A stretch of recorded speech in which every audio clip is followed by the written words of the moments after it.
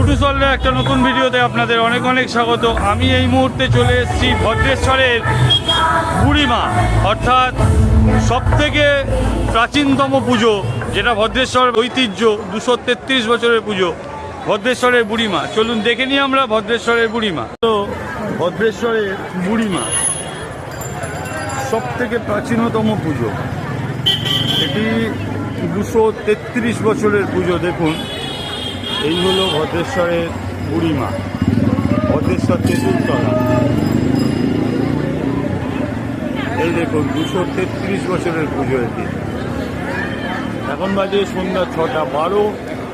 আমি এই মুহূর্তে চলে এসেছি ভদ্রেশ্বরের বুড়িমার কাছে। দেখুন মায়ের মূর্তি, দেখুন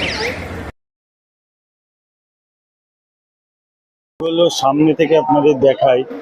এই হলো ভদ্রেশ্বর তেঁতুলতলার বুড়িমা।